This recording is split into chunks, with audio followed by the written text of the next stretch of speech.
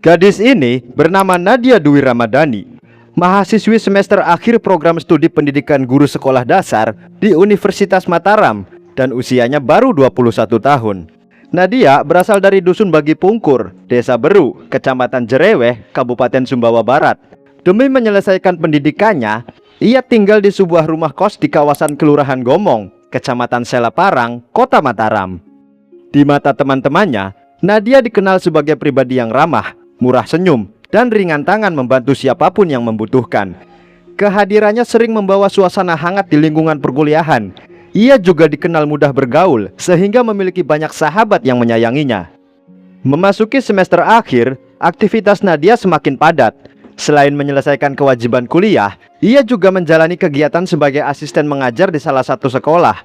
Kesibukan itu membuatnya tidak lagi sesering dulu bertemu dengan teman-temannya secara langsung. Meski begitu, komunikasi melalui WhatsApp tetap berjalan seperti biasanya.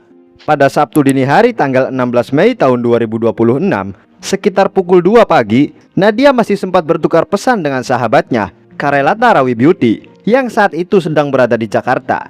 Percakapan mereka berlangsung normal, tidak ada tanda-tanda bahwa sesuatu yang buruk akan terjadi. Namun semuanya berubah keesokan harinya.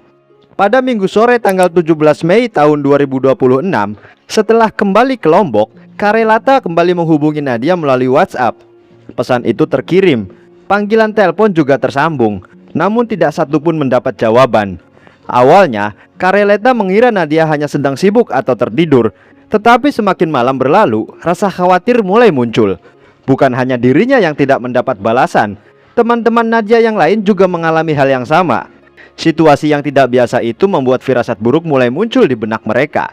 Sekitar pukul 9 malam, Karelata bersama sepupunya memutuskan mendatangi rumah kos Nadia untuk memastikan keadaannya secara langsung. Sesampainya di lokasi, suasana di sekitar kamar Nadia terlihat sangat sepi. Lampu kamar dalam keadaan mati, pintu tertutup rapat, gorden dan jendela juga tertutup, membuat keadaan di dalam sama sekali tidak terlihat dari luar. Karelata kemudian bertanya kepada penghuni kamar lain, apakah ada yang melihat Nadia sejak siang tadi. Salah seorang penghuni kos menjawab bahwa kemungkinan Nadia sedang keluar karena sepeda motornya tidak berada di tempat parkir. Jawaban itu memang sedikit menenangkan, tetapi tidak benar-benar menghilangkan rasa cemas yang sudah terlanjur muncul. Karelata dan sepupunya akhirnya meninggalkan lokasi. Namun di sepanjang perjalanan pulang, ada satu perasaan yang terus mengganggunya, seolah ada sesuatu yang tidak beres. Tidak lama kemudian, ia memutuskan kembali ke rumah kos bersama beberapa teman lainnya.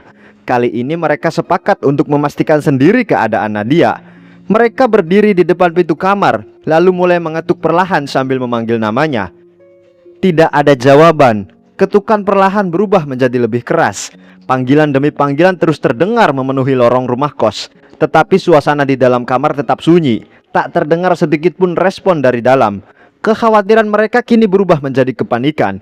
Beberapa orang mulai mengusulkan agar pintu kamar segera didobrak. Namun usulan itu ditahan oleh penghuni kos lainnya yang meminta mereka menunggu penjaga rumah kos datang membawa kunci cadangan. Dengan perasaan gelisah, mereka akhirnya menunggu di depan kamar sambil berharap Nadia tiba-tiba membuka pintu dari dalam. Sayangnya, harapan itu tak kunjung menjadi kenyataan.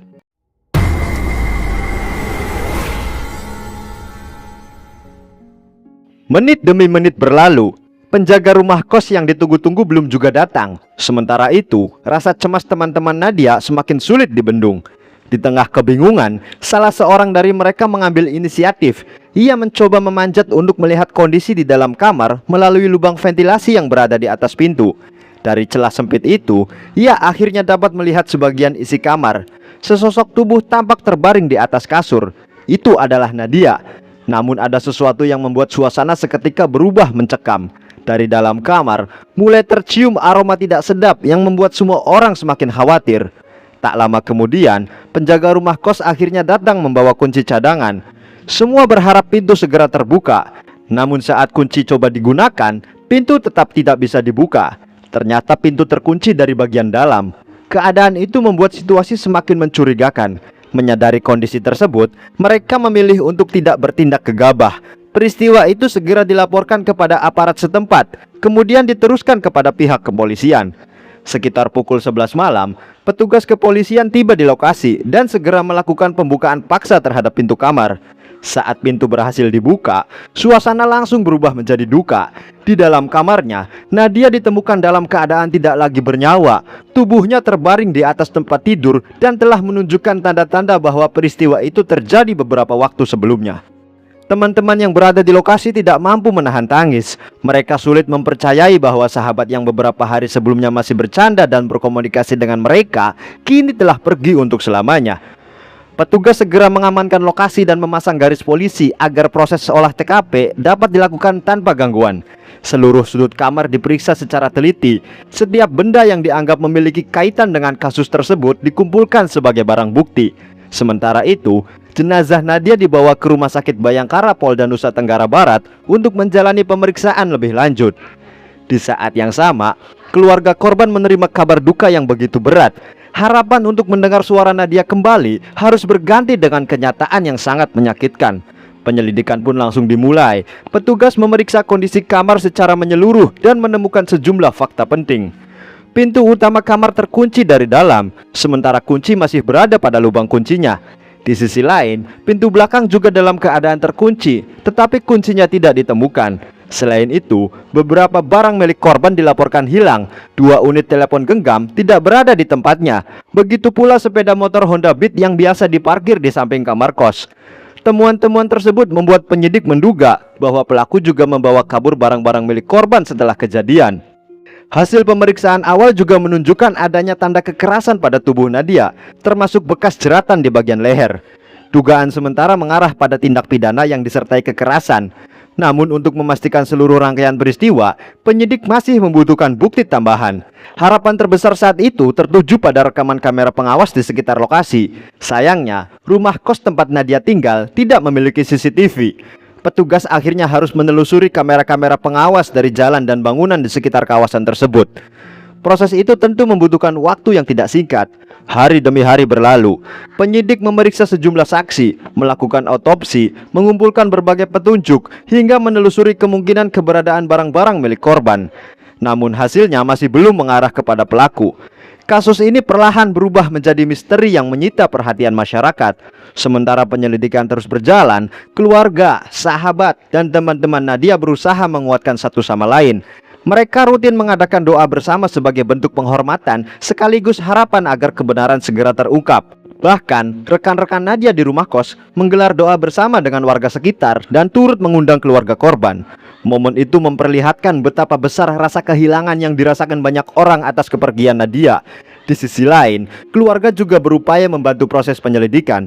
Mereka menawarkan hadiah sebesar 20 juta rupiah bagi siapa saja yang dapat memberikan informasi mengenai keberadaan sepeda motor maupun telepon genggam milik korban. Harapannya sederhana, semoga salah satu dari barang-barang tersebut dapat menjadi petunjuk yang membawa penyidik kepada sosok pelaku yang selama hampir 2 bulan masih belum berhasil ditemukan. Dan tanpa disadari, petunjuk yang selama ini dicari ternyata memang berasal dari barang yang dibawa kabur pada malam kejadian. Jejak sepeda motor itulah yang nantinya akan mengubah arah penyelidikan dan membawa polisi semakin dekat kepada orang yang selama ini berusaha menghilang dari bayang-bayang kasus tersebut.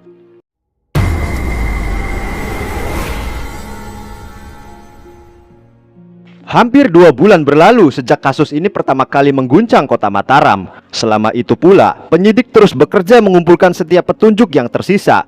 Meski sempat menemui banyak jalan buntu, mereka tidak menghentikan upaya pencarian. Hingga akhirnya, secercah harapan muncul. Jejak yang selama ini dicari ternyata mengarah pada sepeda motor milik Nadia yang dilaporkan hilang sejak malam kejadian. Dari hasil penelusuran, penyidik memperoleh informasi mengenai seseorang yang diduga menguasai kendaraan tersebut. Sosok itu adalah seorang pemuda berusia 17 tahun bernama Haikal. Berdasarkan hasil penyelidikan, ia juga diketahui pernah berurusan dengan hukum dalam kasus pencurian. Pada Rabu tanggal 29 Juli tahun 2026, sekitar pukul 6 sore, tim kepolisian bergerak menuju sebuah kawasan di Kelurahan Punia, Kota Mataram. Di lokasi itulah, Haikal berhasil diamankan ketika sedang mengendarai sebuah sepeda motor yang telah dimodifikasi. Sekilas, kendaraan itu tampak sangat berbeda dari kondisi aslinya. Sejumlah bagian telah diganti sehingga sulit dikenali. Namun penyidik menemukan beberapa komponen yang identitasnya masih sesuai dengan data kendaraan milik Nadia. Temuan tersebut menjadi petunjuk penting yang menghubungkan Haikal dengan kasus yang selama ini diselidiki. Setelah diamankan, Haikal dibawa ke kantor kepolisian untuk menjalani pemeriksaan secara intensif. Dalam proses pemeriksaan itulah rangkaian peristiwa yang selama ini menjadi tanda tanya mulai terungkap. Berdasarkan keterangan yang disampaikan kepada penyidik, pada malam Sabtu tanggal 16 Mei tahun 2026, Haikal mengaku datang ke kawasan rumah kos dengan tujuan melakukan pencurian. Ia disebut tidak menargetkan kamar tertentu. Haikal mengaku mencoba membuka beberapa pintu kamar satu persatu hingga akhirnya menemukan salah satu kamar yang tidak terkunci. Kamar tersebut adalah kamar Nadia. Saat memasuki ruangan, Nadia sedang beristirahat. Menurut hasil penyelidikan, pelaku kemudian mengambil 2 telepon genggam milik korban. Namun, niatnya tidak berhenti sampai di situ. Ia juga berusaha membawa sepeda motor milik Nadia yang terparkir di samping kamar. Untuk itu, ia mencari kunci kendaraan di dalam kamar hingga akhirnya menemukannya. Di saat itulah situasi berubah. Aktivitas di dalam kamar membuat Nadia terbangun. Saat menyadari ada orang asing berada di dalam kamarnya, korban berusaha memberikan reaksi. Dalam kondisi panik, terjadi tindakan kekerasan yang akhirnya menyebabkan Nadia kehilangan nyawanya. Pelaku kemudian berusaha menghilangkan jejak sebelum meninggalkan lokasi. Setelah itu, ia membawa 2 telepon genggam dan sepeda motor milik korban. Kunci kamar kemudian ikut dibawa, sementara beberapa barang lain dibuang di lokasi berbeda untuk menghilangkan barang bukti. Sepeda motor korban kemudian diubah tampilannya agar tidak mudah dikenali.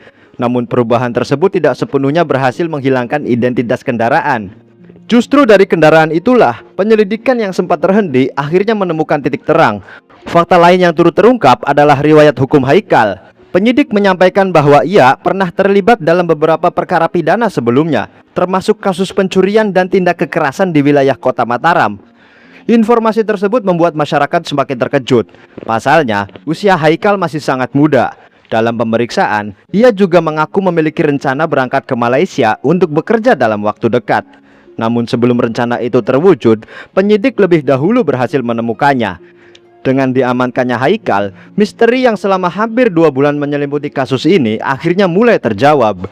Meski demikian, proses hukum masih terus berjalan. Penyidik kemudian melengkapi seluruh alat bukti, memeriksa para saksi, dan menyusun berkas perkara sebelum kasus ini dilimpahkan sesuai prosedur hukum yang berlaku.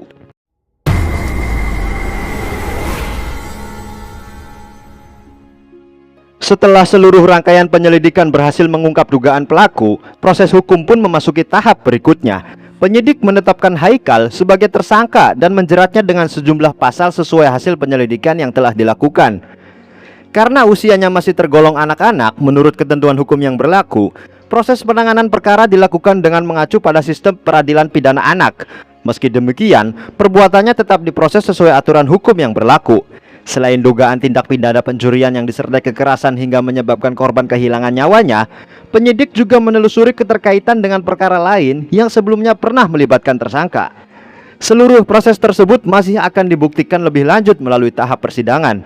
Peristiwa ini juga meninggalkan luka mendalam bagi keluarga, sahabat, serta orang-orang yang mengenal Nadia. Sosoknya dikenal sebagai pribadi yang ramah, mudah bergaul, dan senang membantu sesama. Tidak mengherankan jika kepergiannya meninggalkan duka yang begitu besar. Semoga keluarga yang ditinggalkan diberikan kekuatan, ketabahan, dan keikhlasan dalam menghadapi cobaan ini. Semoga pula almarhumah Nadia Dwi Ramadhani mendapatkan tempat terbaik di sisi Tuhan Yang Maha Esa, serta segala amal baiknya diterima. Dari kisah ini, ada satu pelajaran penting yang patut kita renungkan bersama. Selalu pastikan rumah, kamar, maupun kendaraan dalam keadaan aman sebelum beristirahat. Kebiasaan sederhana seperti mengunci pintu dan jendela, menyimpan barang berharga di tempat yang aman, serta meningkatkan kewaspadaan dapat menjadi langkah pencegahan yang sangat berarti. Kita tentu berharap peristiwa serupa tidak kembali terjadi kepada siapapun. Semoga aparat penegak hukum dapat terus menuntaskan setiap proses secara profesional, sehingga keadilan dapat ditegakkan sesuai ketentuan yang berlaku.